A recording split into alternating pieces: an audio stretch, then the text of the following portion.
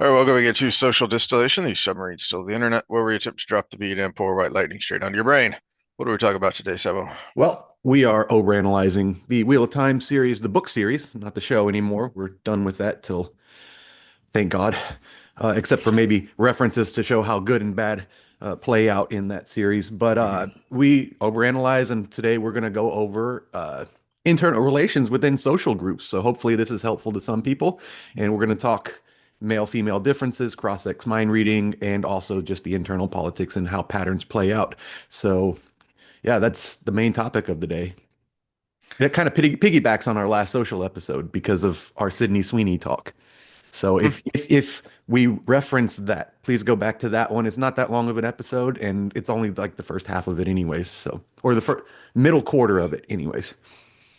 All right, well, first things first, we have several comments from our Oh um, yes.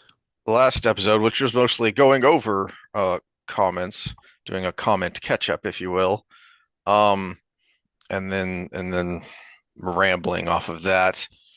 So we have several from Ideals. Uh, Thank you guys. Appreciate your work. Always a blast to listen to you. Well, thank you. I'm glad we're useful to someone.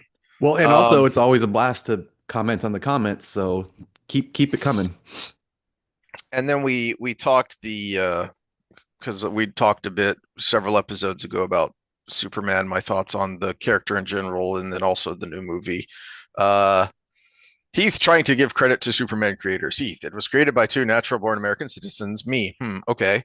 But their parents were immigrants. Me, uh-oh. Well, hopefully they learned to love America, right? Heath, and they were Jewish immigrants. Me, LMFAO. As to the core of your argument, sure. Again, I like the Superman fantasy more than the meritocratic Tyrion. That's a Game of Thrones character, Sam. Fantasy. Jews, if I anything. know who Tyrion is. He is my spirit animal. I drink You and I know drinking and things. That's the yeah. whole point of this show. Jews, if anything, are acutely aware of how important natural talents are. Why do you think they insist on race mixing in the West so much? LOL. Yes and no. Uh, Traditionally, Orthodox through for the Orthodox, the Old Testament is very clear about mixing, but it's not. So this is where things get muddy in in the West, in the Western world, because we have become cosmopolitan, but especially in America. And the reason America matters is because America is the pop culture of the world. Whether you like that or not, that's simply true. And it's not just Hollywood's the obvious one, but even outside of that, just think brands. I mean, we were talking about American Eagle. One of the reasons American Eagle is trying to make a splash is because the brand is Levi's. That is a worldwide brand. Coca-Cola is a worldwide brand. And so not only are these brands worldwide, but then the way they sell a kind of Americana. Mhm. I think I've referenced this before. There's this great documentary. I think it might still be available on Prime, but it's called Chuck Norris versus Communism. I think that's what it was called. It was about, now this happened throughout the Soviet bloc, but this was specifically talking about Romania and this underground movement to smuggle VHS tapes in. And there was this group that would then copy them and dub them in Romanian and kind of spread them around. And people would have these secret get-togethers where they would sneak into an apartment and someone would have a VHS player hidden somewhere and they'd pull it out and they'd watch these American tapes. And one of the things that is credited for bringing down the wall is this was kind of the early internet in a way. It's one of the things that makes totalitarian regimes problematic nowadays is the spread of information. Is you can only lie to your population so much. And so much like uh who was it? Was it I think it was Nikita Khrushchev who went to just a standard American supermarket when he visited the US, and he thought What is that it? this Yeltsin? was no, this was way back during the Way Cold back. War. Okay. Okay. Yeah, and he thought this was like their Potemkin villages, where they would have these villages that make everything look great, and that's what they would take Western journalists to. And he thought that's what we were doing to him with the supermarket. And no, this is just a standard American supermarket, and yeah, it's full of stuff. Um, Anywho, uh, Well, I would like to say something about American Eagle compared to like Levi's or those Wrangler, the other brands. American Eagle is super expensive. mhm, And they're kind of doing what, do you know the history of Belvedere vodka? no, Okay, so Dean Phillips he ran against Biden in the primary. Of course, you've never heard of him because nobody that ran against Biden in the primary got any publication. But he's from the family that made Belvedere Vodka, the company. And what they did was they had the genius idea of saying, we're going to take the same vodka, put it in a fancier bottle, and charge 3 times as much. That was their marketing plan. And it worked because it's one of the most world famous hmm. vodka companies in the world. And that's what American Eagle kind of is. It's pretty much the same jeans, a lot more expensive with Sydney Sweeney's ass in them now, which will sell a lot of jeans because their market share went up like 3 times or something. Yeah, yeah, it's hilarious. The stock price had a big jump. A lot of things had a big jump after that ad. Anywho, um, point being that uh, for most of history, nationality was ethnicity. And you see this in places like Japan, who are being criticized for resisting immigration when they have a massive demographic problem, but they also know their culture and their ethnicity are pretty closely tied together. So, America is weird because you can come here from anywhere and be an American. That's not normal, and that's certainly not historical. And you don't even have to go back that far because in a lot of ways the framing of World War II was racial. And some of that was very bad. People used the caricatures of Japanese that were created as propaganda and in American media as, oh, look how racist this was. Well, yeah, the Japanese were doing it too. Just ask the Chinese, just ask the Koreans, just ask the Philippines, just ask the Vietnamese, right? And the obvious elephant of the room of the mustache guy. But Well, and even don't Churchill, don't believe the propaganda you see from the news because I just got back from Europe, right? And yes, it was different in Paris a little bit. It was a little more diverse, but when I was in Germany, we went to the local beer garden and it would have drove an American HR lady crazy because the amount of diversity in the space, and I kind of I did a sample of an area and then calculated how many areas. So it was about 400 people there on this big giant hill where the beer garden is. And the amount of black people was zero. The amount of Asians was zero. The amount of uh, Middle Eastern or South Asian country representation was zero. The amount of anything other than German white dudes and chicks was zero. And it was even so much zero that I was starting to be able to pick out who belonged to which family, right? So this is the diversity that actually exists mhm. in something. It's a little different in the big cities, but even in Paris, it wasn't like walking down the street, even South Houston, which is a pretty diverse city. We are a minority majority city, but even in the suburbs where it's less so, it's more diverse than the city was in Paris. In fact, when we think about these things, they actually self-segregate into sections of the city. So the diversity is not as advertised in Europe. But here in the States, you could be even in a small town and it's pretty damn diverse depending on where you are. Maybe Midwest Minnesota, not some, well, Minnesota's a bad example because of all the immigrant there. Uh, Idaho, right? Probably not so much. But here in It, Texas, we're pretty much on par with national averages at least. but you've segued me into you've hurried me along to the point I was getting to, which is that the D word diversity is what we have warped in our modern idea of ethnicity is this. I'm Hmm. grabbing my skin here. ethnicity is your melanin level. No, it's not. That's why Churchill, he made a lot of comments about the Anglo-Saxon versus the Hun, and when America joined the alliance, it was the Anglo-American alliance versus the Hun, and then later versus the Slav in the Soviet Union as the Iron Curtain began to fall, and and so ideals here probably shares very similar melanin levels to us, but that doesn't mean we share a history. That doesn't mean we share a culture. That doesn't mean we share a background. And we used to recognize that. And now we have actually become more shallow and more racist by the people who are who are claiming they are making us less racist.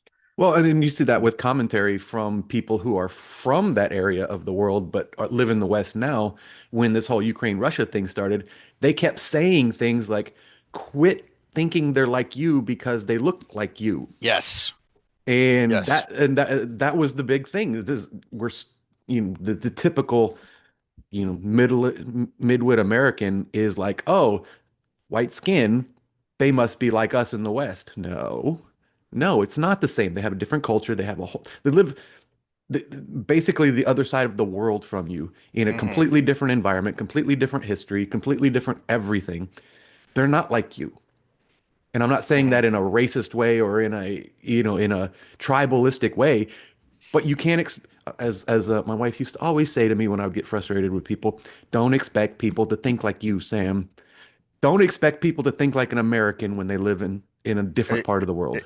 Exactly. And that was the point I was getting to with Orthodox Judaism. And this is in Levitical law is they were warned against intermarrying and they were warned against inviting outsiders into their tribes. And in fact, to this day, if you attempt to convert to Judaism, they are bound uh by commandment from Yahweh. You make it difficult. Yeah. They Well, actually make it's not and I like want to circle this back converting to to the original Christianity. introduction too, because if somebody's hung Yeah. around this long since we haven't gotten to topic yet, uh, that's actually a good theme for when we're talking about female interpersonal relationships Hmm. versus male. Men don't expect the women to. I'm saying men. This is a statement. Men do not. You should not expect women to think like you do when you're thinking about your male relationships in your circles. So if you see a problem in that female circle, don't expect it to be the same manifestation of what you would think in the male circle and the other way around.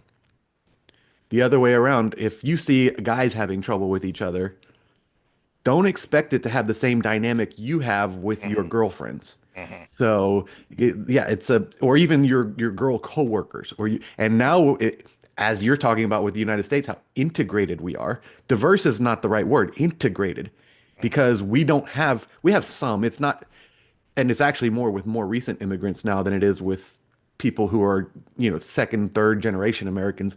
We are integrated, not just diverse.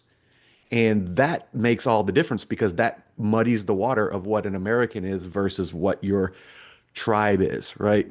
So if your Well, tribe, yeah, this is where, so bringing it back to Wheel of Time, um, this is teasing what I wanted to talk about. Look at the opening to Path of Daggers, where the older Aes Sedai are being very rude, very catty with the Windfinders and the Kin when they're getting grouping up and traveling to the farm to use the Bowl of the Winds. And the older Aes Sedai are being incredibly obnoxious. And this is where, for all of her faults, credit to Egwene because why she was necessary in that leadership position is back to Isomorphic's point here about, well, hopefully they learn to love America, right? Actually, yeah, that was the point I was trying to make and apparently didn't come across is um the creators of Superman, it it was right or it was understandable for the Americans who had been living in America for a while to look at any of these groups of immigrants, whether it was the Italians or the Irish or the Jews that were coming over around the turn of the century, and be skeptical of them and say, do you really want to be here? Do you really want to be part of our tribe? Or are you setting up your own tribe within our group? And that was the whole point of Superman being raised in Smallville, Kansas. That was the whole point of one of the big criticisms of the last several Superman movies is what happened to the catchphrase truth, justice, and the American way. That was them saying, yeah, we are here to be American. We come from a different place than the Western European areas where most Americans originally came from. We have our families have a different culture, but we're here to be American and we're going to prove it. We're going to demonstrate it through our actions. And Egwene was necessary because she was rightly skeptical of both the White Tower traditions and also Windfinders, Wise Ones, but she also recognized what do we have that we can teach each other? What can we learn from each other to make all of us better? And then she ruins it by using everybody for her own And then she ruins intentions. it, Yeah. but we'll get to that. Yeah. Yeah. Okay. So let's Uh, keep moving on. So we're not on here to the for. next one, which Yeah. was about we talked about Dashiva. Um, I got the impression Dashiva was hardly playing at all. Indeed, he was on the verge of revealing himself all the time, just daydreaming away. The biggest credit of trust that Dashiva gets was the fact that Rand picked him randomly himself as his bodyguard at the beginning of Crown of Swords. Dashiva wasn't even trying to get picked or be seen. He was killing time talking to himself somewhere in the distance. On the other hand, an argument could be made that Taim only promoted his cronies or dark friends of El Shaman, so Rand would choose an asshole regardless. The only guy who was promoted to Ashaman under Taim who wasn't a traitor was Logain. The rest of the good Ashaman seemed to be promoted not in the Black Tower, but on the battlefield. Which is a good point. As Taim made the Black Tower more and more his, it was only his people that got promoted to full Ashaman, Yeah. unless they were out with Rand and Rand promoted them. And I think from that first paragraph, he's actually on board with what I was saying that is Agonor's character anyways. Mm. He was the absent-minded professor. He was probably thinking of what improvements he can make to Trollocs at the time, or what improvements he can make to Murdral, or now after 3,000 years of them existing, what are the bugs? Because Mm. that's what I would be thinking about. What is the bug in what I created? Because obviously it didn't take over the world in 3,000 years. Why didn't that happen? Yeah, what can I do? What can I do to make it better, or what new thing can I make? Uh, yeah, it He probably might have wasn't an even been affectation. thinking about things like who was it that thought about the bond? How did these primitive people come up with this water bond? And was There's a that couple of them that Simmerage or was thinking that Grendel? Grendel. No, I think you're thinking of the scene where Cimiraj is torturing the Yeah, yeah, and Cabriana she and her was and she water. was like, "How did they come up with this thing we didn't know Yeah, about?" And yeah, that's the kind of thing he's probably thinking about. What else did they come up with, and how can I make it evil, basically? yeah. I think the idea that it was an affectation is because there are times where he is laser focused, but I think that's just his tism. Is if it's something he cares about, then he's going to focus. Hmm. Otherwise, if like sitting around in the aftermath of Dumai's will, he doesn't care about any of this crap. He just sitting on a rock thinking about Well, things he does care about. what is old man absent-minded or the absent-minded professor other than old man ADHD is what it is. Because when someone Yeah. who's like that has that moment of spark and purpose, they're the fastest working, most efficient person in the room for a moment, and they get a lot of shit done, and then they start thinking about something else and squirrel, you know? Mm-hmm. It's All right. Last comment. We had a comment from someone new, and we weren't sure if it was Isomorphic's new account that he'd had to create. That comment wasn't from me, but I don't think Sam's take on Tavarin is accurate. He says one would expect more good things to happen, and that does happen after Gathering Storm, when the Dark One's touch on the world becomes too strong. However, in principle, his final confrontation with the Dark One is the ultimate good act that balances it out.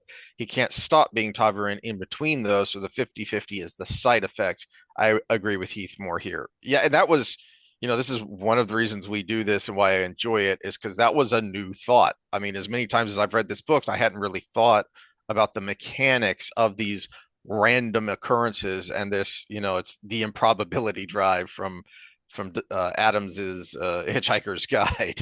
Yeah. It's okay. It's not likely that a sperm whale is suddenly going to appear in the sky with a bowl of petunias, but in an infinite universe, it's not impossible. It's Bosun's brain, right? The probability is that your brain will come together somewhere in the universe if all the atoms are present for it, and then spontaneously appear with every memory and everything you've ever had, and then spontaneously disappear at the same time. The the difference here is that the actual creator has made a mechanic to explain these kinds of phenomenon. And so how does this mechanic work with the weave, the pattern, and all these things that RJ has set up? Well, but that's also a point of contention for me because what we see with the actual creator and the actual Dark One is I think the point coming across here is they call him the creator, but it's an equal power to what's on the other side. And the creator is just self-aware enough that to know that I can't be in that world as my own essence, See, I don't think and neither so. can the Dark One. And I think when we get that shift is when Rand is able to tap into the fact that we need a counterbalancing force to this thing that's trying to push its way into our world. I think the creator, assuming the mantra of the world is correct. I don't know if RJ ever confirmed this or not, but the mantra of the world is that the Dark One was bound at the moment of creation by the creator. That would indicate the creator is actually the stronger being, but the creator chooses not to directly interfere or only directly interfere in very rare occasions. Well, that's what I think. So even if they're equal forces, if the creator chooses, there's already a boundary set. If he chooses not to be in that, but the Yeah, other side did not choose that, so a boundary had to be set. And that's why it keeps coming open because it's not a permanent boundary. If the creator was all powerful, there would be a permanent boundary. And that's where humanity, I would say, Jordan would say humanity comes in as we're the higher being in the fate, in the weaving of the wheel of time. Our threads are the ones that matter most, is that we are the balance between those two things. We are actually the border, not some see, I don't soup. think so because I think we're part of the problem. Well, Because, but that's the thing. That's where the balance comes in, is because there's there's bad and there's good, and there's human bad and there's human good, and but I think our tendency, it's the constant battle. That's why they called it the last battle. It was the good in human versus the bad in human. Because even the Trollocs and Murdral are the bad in human because they're Agonor's creation. that's a good point, and they were somehow created using human stock. We're Hmm. not told exactly what that means, but it's essentially taking all the it. I take it as that means he took all of the bad and purged away all of the good. Just like they do when they converted the Asho Men, right? Mm. It didn't make a new human being, but it took everything inside that person. It didn't even take, it wasn't even compulsion, right? It just brought to the surface everything not good about that person. Yeah, and you see that with the kid that I can't remember his name that Androl is able to Hmm. manipulate to help them out is that's just that's just all of his negative personality traits turned up to 11, Hmm. which is how Androl is able to manipulate him. Um, so I think that's an interesting analogy, an interesting way to look at it is. Yeah, that's probably how that works, is something akin to the mechanism that created murder all interlooks. Hmm. Which is also a testament too, because we talk about politics a lot, and one of the statements I make over and over and over and over again is the reason socialism doesn't work is because it has to be forced, right? So think of the dark one as an essence of entropy, right? There has to be a certain amount of entropy for the world to work, but there also has to be a certain amount of order. Sunlight comes in from our sun, hits the plant, and the plant takes that energy and makes matter from it. So it takes air and with basically carbon and nitrogen and all of these things and makes matter from the power of the sunlight, and then we eat it and we break it down and we make more matter from it in the form of our human body. Or actually, let's go in order. The cow eats it and makes amino acids that we can actually use. We eat the cow and we make physical material out of it. But then ultimately, we shit some out. We deteriorate over time, and we experience a form of entropy, and then it renews. Everything just keeps going. So you need both. But second law of thermodynamics, it's always trying to push. Entropy is always trying to win. And we need actually force, which is where the power comes in. We need force to block entropy. Entropy. So, I mean, things like building walls to our house. That's a blocking of entropy, right? So the creator, as the essence of order, had to force the essence of entropy to not be too involved.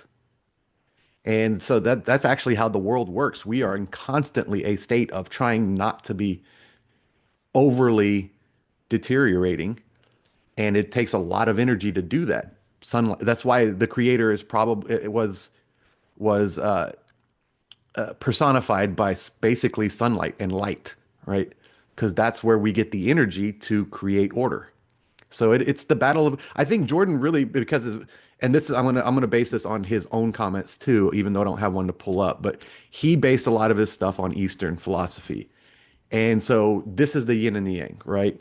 And entropy versus order is what it is. Chaos versus order. But chaos has no brakes. Order is always pushing against chaos to create the balance.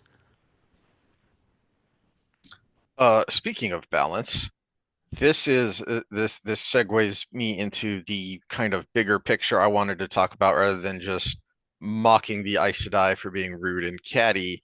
It is why they are that is what is really interesting there about that scene and about what that particular scene at the beginning of Path of Daggers tells us about the flaws of the White Tower and of the Aes Sedai. And and when I was texting back and forth with my son about this, an idea occurred to me that I'll see what you and Scott and Isomorphic and anyone else thinks is I think it's interesting that and I'm wondering how purposeful this is that the schism in the White Tower represents the two flaws of the White Tower. So you have Elida, who is the imperious authoritarian.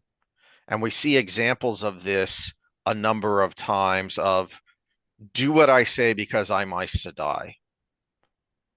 And even the good ones, if you will, do this from time to time. Moiraine, Siwan, but what makes them better than Elida, both as individuals and just mechanically better at it, is they don't do it all the time.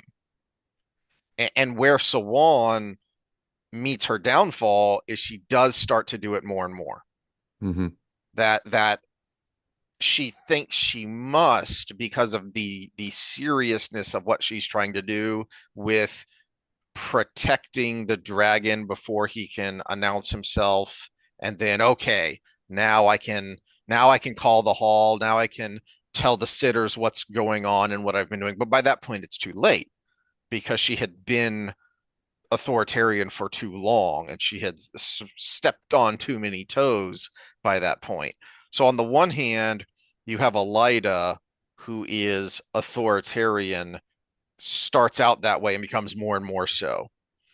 On the other extreme, you have the Saladar sisters who, until Egwene gets there and with Sawan and Elaine and Nynaeve's help, prods them into movement. They are so coalitional, so scheming and cliquish, they're not doing anything. They're just sitting around, getting together in their little groups, being the stereotypical hens clucking together. Hmm. Uh, and where Egwene is masterful in the beginning is because here's where we get canceled is um when women are called impolite terms for being too aggressive, it's because they're not being feminine. They're trying to be masculine and they're doing it badly because they're doing an imitation, if you will, rather than just being an actual strong woman. So in the beginning, in Saladar, Egwene is very good at using coalitions, but then directing them in a true female leadership kind of way of all right, Sawan, all right, when Elaine and Nynaeve get there after she's raised them and they come into her office, she's like, yeah, you're my friends, but right now I need people I can trust, and this is why I did that, is I need you to help me. Not just and it isn't just a you do this. It's Nynaeve, you have experience getting the village council and the women's circle to do what needs to be done, even if they don't want to do it. Elaine, you have all this training as the daughter heir. You know politics, you know powerful people and aristocrats. I need you to help me figure out how to get them to do what I need them to do, which is get their butts moving.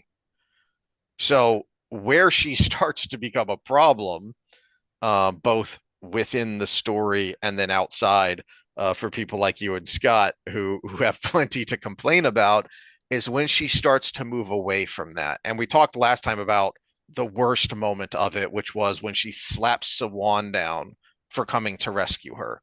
When Sawan had every reason to believe not only is this the right thing to do, this is the only thing, this is the only option. We have to do this. Yeah, I don't know if I disagree on some of that. It might be just a different way of looking at the exact same thing. Uh, but I do agree with the statement that it uh, uh it is a caricature of the two worst traits of the White Tower, but also I would say just the two worst traits of female only coalition in general, which is when we see a feminine character, and I use the word feminine purposefully, which is going to be mostly female, but some men have these traits. When they're in a position of power, they tend to be overly authoritarian. We see it. A great example is homeowners associations. Okay. Homeowners associations or HR departments. Most people can identify with the HR department, right? They're the rule setters. They're the administrators. They're the ones that ruin it for all the workers, basically, because it is going to be my way, but they don't do the job, so they don't know what the way should be. So that's the what remained in the White Tower is the over authoritarian. I finally have some power. I'm going to use it to make things exactly the way I think they should be. And you see it in mothers. That's the overbearing mother. Don't do this. Don't do that. Don't don't swallow that. Don't pick that up. Don't hit each other. No fighting by any means. You can't even defend yourself. No fighting. We see it in schools, right? Mm-hmm. Both people get in trouble. If me and you got in a fight in a school right now, we would both get in trouble, even if you're the one that attacked me with a baseball bat and I just put my hands up. So, Whereas back when we were actually in school, it was who started it. who started it? Or, okay, not too much happened. Are y'all over it? That kind of thing, right? All right, shake hands. I don't want to see you in here again. Yeah. Yeah. Uh, but so you see this. It's the over controlling aspect of the mother, which Elida manifests. We Hmm. see a caricature of it through Elida. and it becomes a tyrant. The caricature becomes a tyrant, but we see it in real life because when you get to the top levels of politics, you're at the edge of the bell curve, right? So when we say this and it's, oh, well, there's a tendency this way. Well, doesn't it make sense that the people who made it the furthest are going to be the edge of the bell curve? If I say, dunking a basketball is really hard, but it's easy for LeBron James. Yeah, because he's at the edge of the bell curve. He can dunk a basketball at will without even trying, right? The same thing when it comes to personality traits. If I am an authoritarian figure, what am I going to gravitate towards? Positions of authority. And so we're seeing the edge of the bell curve when it gets to that point. And Elida is a manifestation of that. Now, you talked about clickiness on the other side, cattiness. Reputation damage is also one of the main weapons of the female coalition. How do I everybody's equal, but I just want to be a little more equal. I cannot remember who I said heard say that, but she was a female evolutionary psych. She's everybody's equal, but I want to be a little more equal. And that's what's happening in Saladar. Okay, so how do we use my coalition here to knock this coalition down just enough that we have a little bit more authority, but they're still there because we need them. We need them for other things. We can't have all the power without their support. And so we get a lot of that in Saladar. So that's how I would explain it. I don't know if that makes a distinction without a difference, or there is a difference there from what you said. But yeah. No, I think that is more clarification and Well, expounding on and what I let me said. give Egwene a little credit because this is before she got annoying. She had a little bit of both. And that's where she became the ultimate person for the job, is because she could handle both of those things. She could put her foot down, but at the same time handle the reputation game. Hmm. Well, same thing with Elaine before she got annoying is Mhm. back up a little bit before that scene at the beginning of Path of Daggers, and one of Elaine's best scenes at the end of A Crown of Swords when she realizes, wait, I'm not just being scolded. Uh, they're trying to pass judgment on me for this thing that they never told me about. And she slaps them down. She says, "Nope, nope, nope. This is there's no, you know, there's no getting around in a circle and working this out. Is this needs to be slapped down because they are way out of line here." And it's a great scene that for how annoying Elaine was up until that, you're like, yay, I finally like Elaine, and then she falls off after that. But let's not get into that. But Well, again, let's use the mother example and the fighting example. You're a mother with two sons, and they're fighting all the time. I had an older brother. I don't think I could remember a day that we didn't fight, like physically fight. Okay, so how much do you let go with that? And now somebody's got a machete.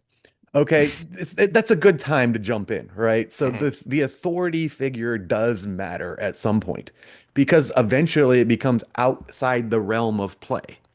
Even a brotherly rivalry fight is still play because there are boundaries.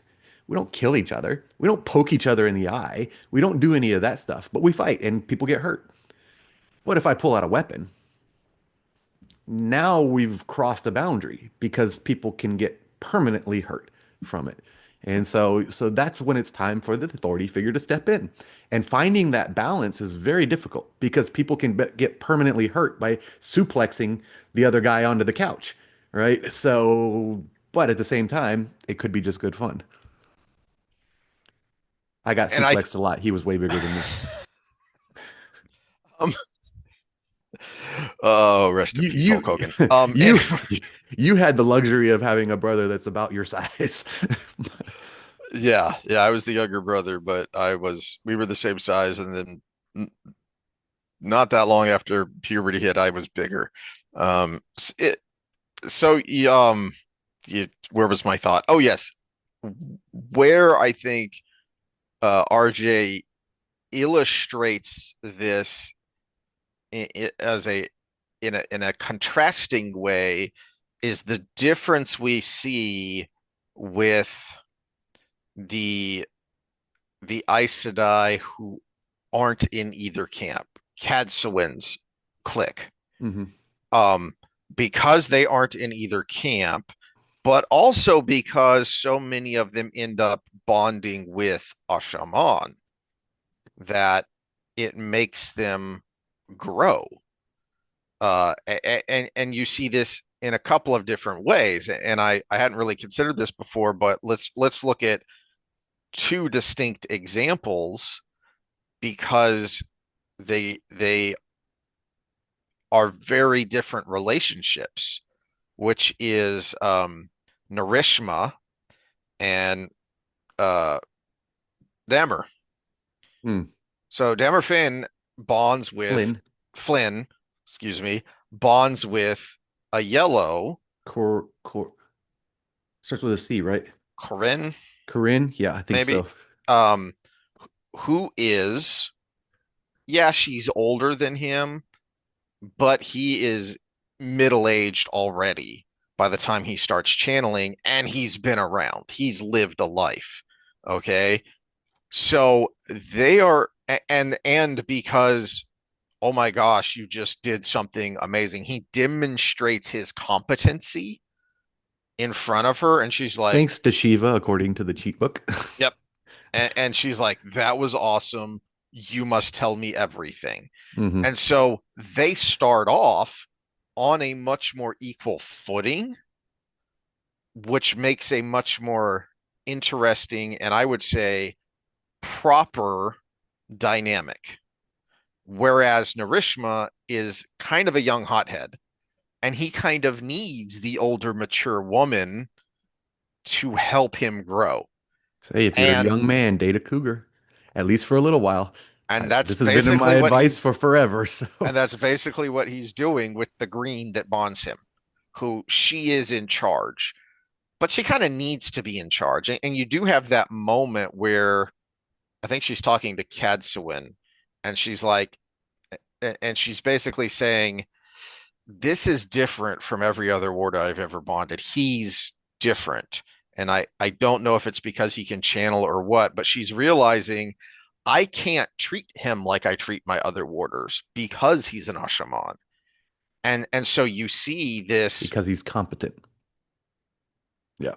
and because and one of her concerns when she's talking to, I'm quite sure it is Catswin, I think in Knife of Dreams, is what happens if he ends up being more powerful than me? Hmm. Because she's realizing what we already knew from our time with Rand and Taim, and that's women grow on a linear line, men channelers grow in jumps. It's like watching a stock market chart, boink, boink, boink, and they jump and then they'll kind of plateau and then they'll jump again, and you don't know how far they're going to go until they're done.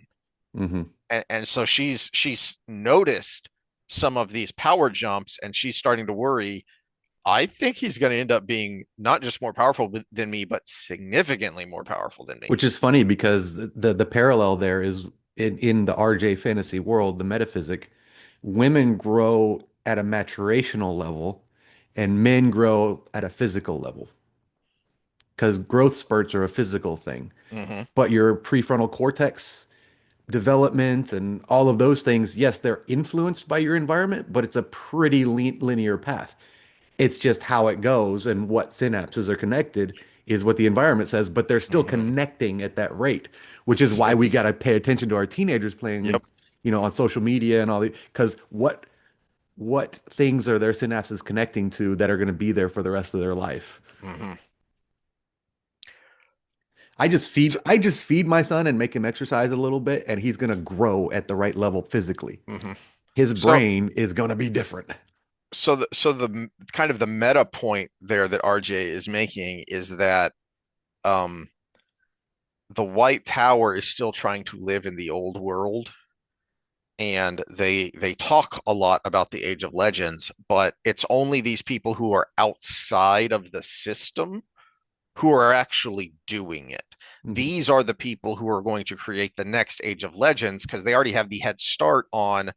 For 3,000 years now, we have had a battle of the sexes rather than a coalition of the sexes. Well, I'll give you a genetic and evolutionary parallel to this. Because one of the keys to the White Tower in their dysfunction is isolation. It's inbreeding. It's inbreeding because what happens with inbreeding, Mm, why inbreeding is so bad and why we're genetically actually predisposed to be disgusted by it is the fact that you get no genetic diversity. And when you get no genetic diversity, you exacerbate any anomaly that is in that genetic line. So my ex-wife made jokes about this when we were married, that I have a heart condition because my family may be French royalty and we inbred. And it was just a joke, but it might have truth if the family line is what it's supposed to be.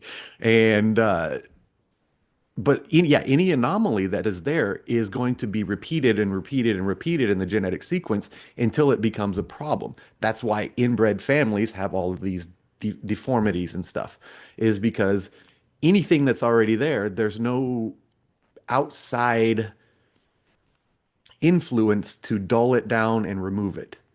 And what we have is isolation within the White Tower of basically the meme, which is the genetics of the culture. And it basically created a situation where you've got the worst of the worst. It's only female. It's only people who can channel. It's only people with power. It's only all of these things that gravitate you towards these other things, towards the worst of both worlds, which when we talk female here, again, the things that get us canceled is over authoritarianism and reputation, we'll call it maneuvering, reputation maneuvering. And we see like your example of the split between the towers is perfect. But it's there because of 3,000 years of the same. A- and not to leave the Black Tower out of this, because there is a schism there as Yeah, I well. figured we would kind of contrast those. Yeah. And what's interesting about that schism to me is there you see a natural hierarchical division that happens among men, but And the leadership styles are very different. I would call this the good old boy network, the fraternity. I went to Hmm. college with this guy, so I'm going to hire him. That kind of thing, And which ruins that's a lot of organizations. We saw it with the Cowboys. Jimmy Johnson was a great coach, but he would only hire people from, was it Arkansas or Alabama that he went? He was Arkansas. Arkansas. Yeah, Yeah, he would only hire people that were connected to him in some way through Arkansas, and but that's how he got hired because Jerry Jones Jerry. is Hmm. is Arkansas as well. So, and ultimately he was a great coach and he took him to three Super Bowls, but there was an underlying problem where he had a good old boy network that didn't allow diversity of thought to come in, and Jerry's the same way. He does not allow diversity of thought to come in. That's why they have a 30-year gap in being able to make it to the big dance. Hmm.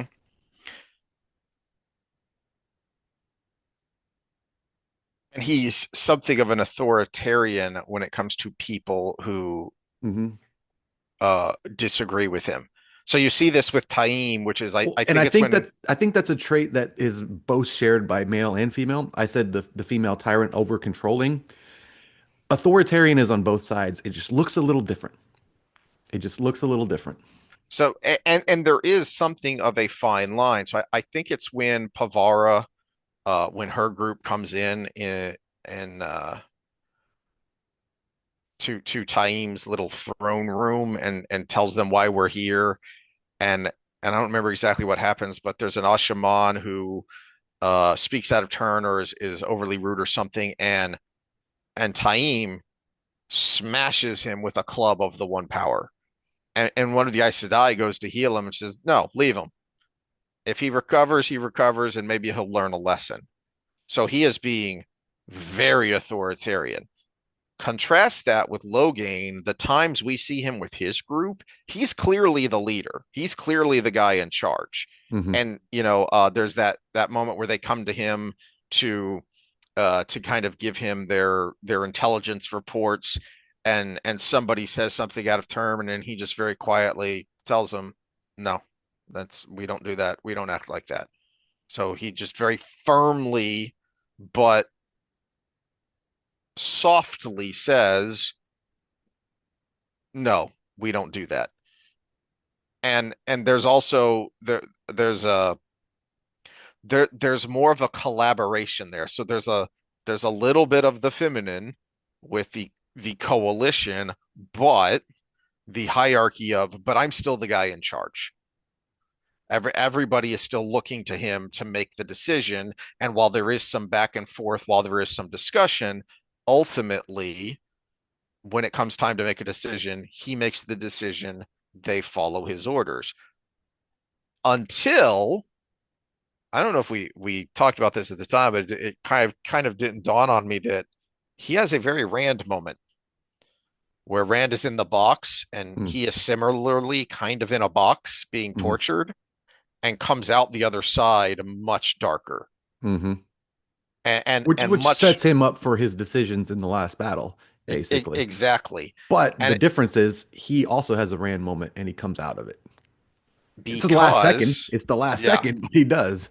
And it one takes what one of the things readings that and brings Rand out of it is he has Min. hmm. He has Min there to help him through these dark patches. And Am I in?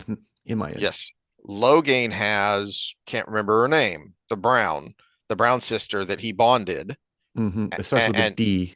yeah, and becomes the one that isn't turned creepily, and she starts off being, you know, Subservient, a kind a, of. a faux subservient, Hmm. trying to undermine him, trying to be the traditional Aes Sedai. And then actually, the more time she spends with him, becomes an actual partner. Hmm. And it's because she becomes an actual partner that, okay, I'm going to stand with you no matter what, but you need to know I don't agree and I think you're doing wrong. Hmm. I It's think almost. that's a big moment that for Logain that turns him is here's someone who's not going to betray me. Here's someone who's going to stand with me, and I can feel it. I don't have to think it. I can feel that, no, she's telling me the truth. It's almost like when you brought up your what is considered wrong in the school setting, the Oh list of gosh, yeah. things, and one of them was dominance. It's Yeah. almost like there's an interplay of deference and dominance in a perfect relationship. I mean, is this just like new to the world, or do Apparently we live in so. the West and we have luxury beliefs because we can get away with it because we have grocery stores? All right. Sorry, a little hiccup, bathroom break, but you were talking about the difference between Logain and Taim. And again, there's something that there's a just right way and a not right way to have male authority. And Taim's a tyrant. We can all agree on that, right?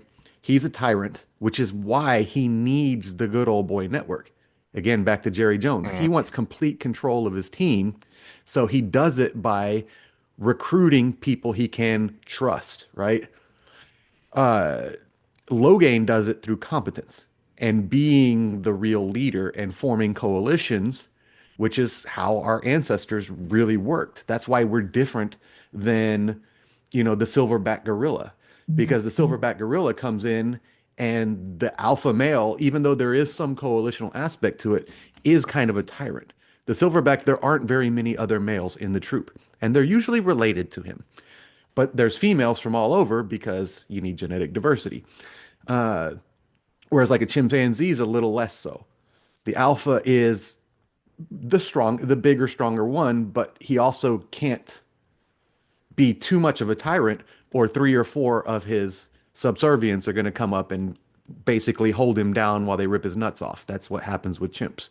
And even less so with bonobos and less so with us humans. We rely on coalition because the more social you become, the more that makes a difference. Because even if I don't know who's the best fighter in the world right now. I haven't paid attention so long. I have no idea. Yeah, okay, so we'll just say if I'm John Jones in his prime, right? I don't know how relevant he is now because there are just too many shows now. I can't keep up. But I'm John Jones in his prime, which is probably in the debate for top three fighters ever. Hmm. Four people can take me out if they're competent. Even if I'm the best, four people that are kind of the best can take me out. And that's the world we live in, and that's the navigation we do. And Logain basically has a team of people that he has won his way to the top of through competence. Taim doesn't have that. He has his lackeys who are all looking probably to take him down. So he has to beat them down in at the slightest moment. And so we have this thing that connects us, which is our illegal in the sense of the world connection to the dark, because that's ultimately how he recruited. That's his good old boy network is we're all Hmm. dark friends. But he has a lot of competence. He's a powerful person, but he doesn't have the competence to be what he is. And so he has to use that force. So he's the caricature of the tyrant alpha male.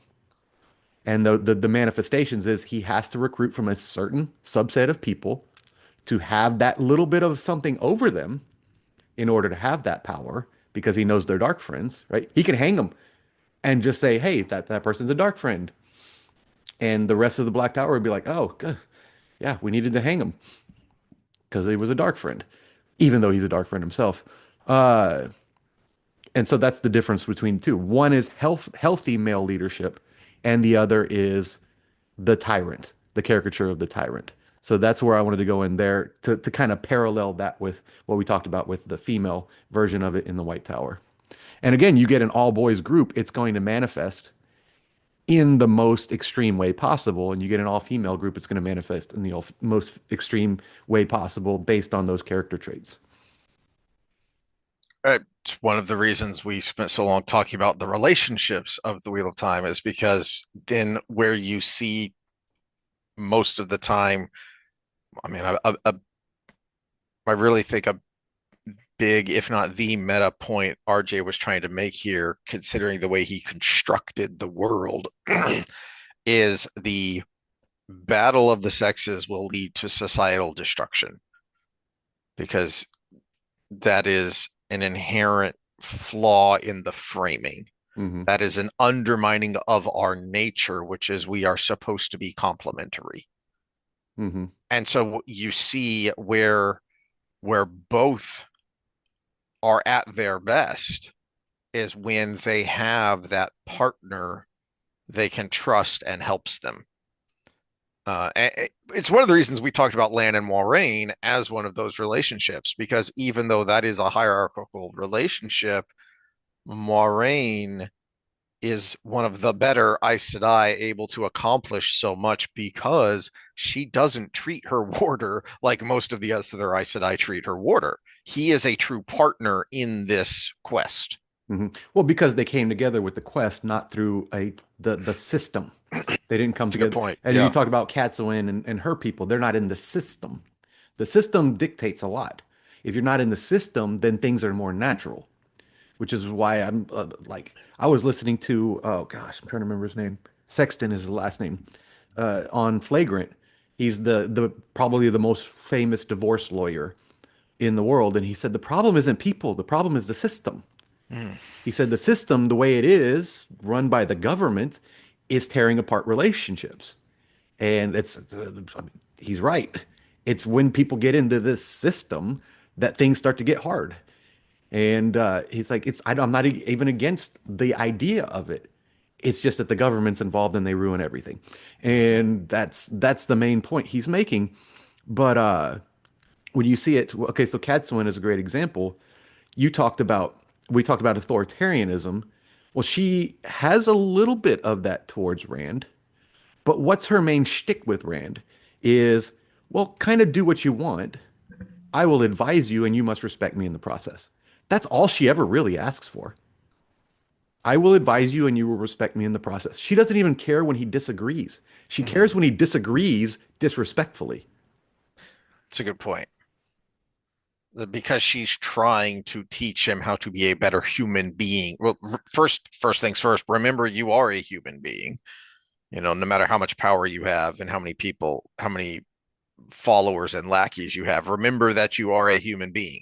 And part of being a human being is to be respectful of other human beings. Hmm. All right. Well, that's all I got on this. Hopefully, there was something mildly entertaining here. Yeah, And if nothing else, it's there's a self-protective mechanism by understanding how these things work. We may not have hit it 100% all the way across, and in fact, we know we didn't because no one does. But if there was insights in there, you might be able to protect yourself in the workplace or in a relationship or any of those situations where you're going to end up in a dynamic, a friend group where someone is obviously shifting towards one of these red flag areas that we talked about. Business that's a good partnership. that's a good point. Yeah. Yeah. Yeah, whether it's a friend group, business partnership, a potential relationship, especially. Hmm. Um, so that is why stories are important. That's something I've been harping on for a while, and still get annoyed at when people on the right are criticizing Jordan Peterson for, well, he's not a real believer. Well, I don't know if he is or not, but he is a believer in that these classical biblical stories teach us very important and true things. Hmm. And that's why we sit here and we overanalyze this, because there's so much to unpack because of the depth of Robert Jordan's writing in both the characters and the world, and how it it mirrors real life even in a fantastical setting. Yeah, and in the face of all the modern pundits who are basically social, in air quotes, scientists, ladies, feminists, on his work, it would not be the second biggest selling fantasy series in the entire world if it was patriarchy or misogyny. Mm-hmm. It needed to have substance to it for it to be that. Yeah, that's a good point. All right, well, we will see y'all next time with whatever we're overanalyzing then. Yeah, it'll be a And social episode, and I don't think we know what we're talking about. If anything, we'll default to a fitness episode. So, yeah, actually, we're going to talk about relationships. I just remembered why. oh Um, God, what is it? because but it's going to be a quickie, because I'm going to be doing stuff that I'll talk about next time. I'm going to be doing stuff this next week during our normal recording time, so we're going to do a quickie here, today or tomorrow, about my wife got me to watch another Korean dating show Oh, I made it like that 30 minutes in, that maybe. is essentially the Korean version of Love on the Spectrum, and which I haven't watched, but I've seen clips and I've heard a lot about, and that's why it popped into my head when we started watching this. And we both have thoughts, and so we're going to use that as an example to continue to talk about sex dynamics and Well, relationships. maybe we'll talk about Sexton's work too, because it's fresh on my mind, and he makes a lot of sense Hmm. as somebody who deals with the bad end of what we call the best decision we made in our lives. But it is one of the most important decisions Hmm. we make For in our sure. lives. And why not listen to a professional who has to deal with the bad end of it when we're making that important decision? As he says, if your friend came up to you and said, I want to buy a plane," and you would say, "Why?" And they would have to give you a lot of reasons for that investment. But it's rude when someone says, "I think I'm going to marry this girl," if you said, "Why?" Because we Yep. don't do that, not Yep. culturally, anyways. We used to. We used to. Especially Yeah. I have to give my former in-laws credit because when we announced that we were going to do that, well, I asked, I did the ask thing. Mom started crying, dad got mad, and they were like, "Y'all are too young, y'all are this, y'all are that." Da, da, da, da." The answer is they were right, and so they get all the credit in the world for being correct on that because obviously that's a former in-laws. So they were absolutely correct, and we should have listened to them. Right. Well, we'll unpack all that next time. See y'all then. All right, later.